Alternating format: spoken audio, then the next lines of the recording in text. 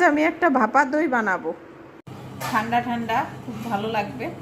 একটা কাপড় নিয়ে নিছি। আমি আড়ংয়ের দই নিয়েছি।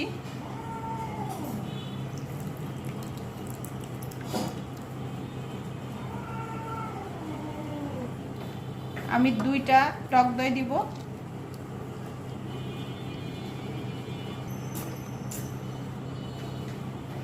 এটার পানি ঝরিয়ে নেওয়ার জন্য এইভাবে রেখে দিব।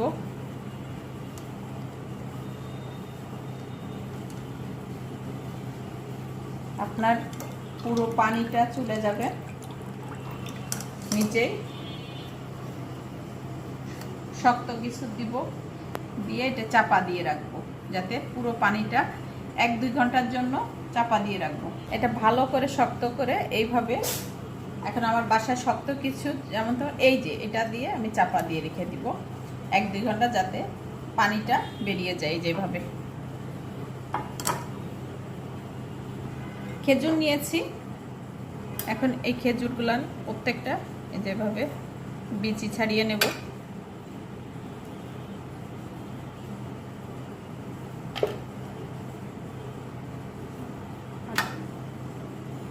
খেজুরগুলো সমস্ত কিছু বিচি ছাড়িয়ে নিয়েছি। এখন এর ভিতরে দুধ দিব।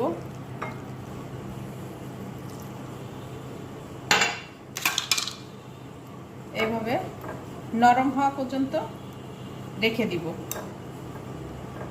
পরে ব্লেন্ড করব, এটা দুধ সমেতই ব্লেন্ড করে ফেলবো।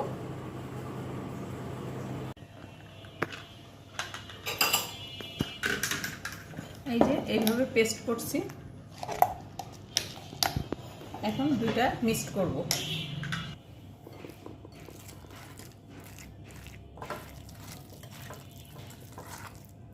একদম পুরো ক্রিম হয়ে গেছে।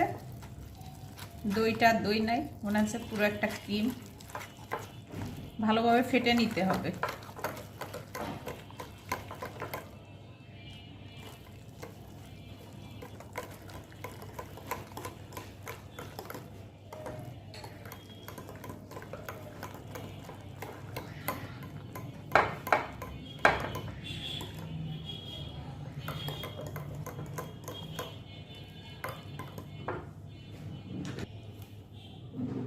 খেজুর ব্লেন্ড করে রাখছিলাম, এটা দিয়ে দিব।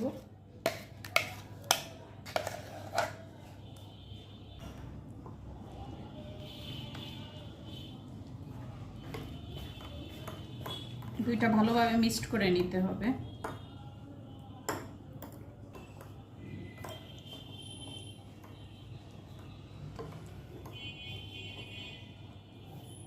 হয়ে গেছে মিক্সড করা। এখন বেক করার জন্য একটা পাত্রে দিয়ে দিব। এখানে আমি পেপার দিয়েছি যাতে নিচে লেগে না যায়।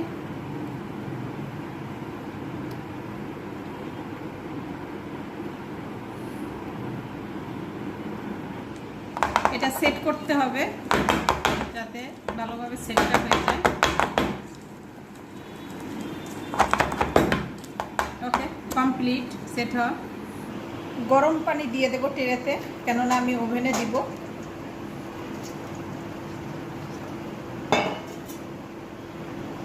এখন এই গরম পানির ভিতরে বেক করতে দেব। 20 মিনিট আগে দিব, দিয়ে দেখব, না হলে আর 10 মিনিট দিব। এটা ওভেনে ফয়েল পেপার দিয়ে সুন্দর করে আটকিয়ে দেব, যাতে বাষ্পটা ভিতরে না ঢোকে। ওকে, জিনিসটা সুন্দরই হয়েছে। ট্রাই করে দেখলাম যে হয় কি না। তা ভালোই হয়েছে। কাটছি পিস পিস করে, একটু পিস করে খেয়ে দেখবো কেমন হয়েছে। বিসমিল্লাহ।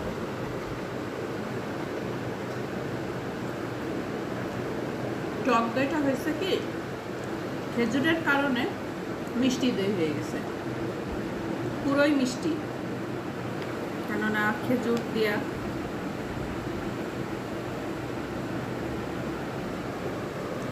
অনেক টেস্ট। যারা ডায়েট করে তাদের জন্য পারফেক্ট একটা। দেখুন কতটা জমে গেছে যে হাতে লাগছে না। আর বেশি খাবো না, আজকে অনেক মিষ্টি জাতীয় জিনিস খাওয়া হয়ে গেছে।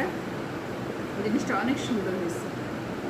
এটা রেখে ফ্রিজে রেখে যারা ডায়েট করেন তাদের জন্য পারফেক্ট একটা খাবার। ওকে, খুদা হাফেজ।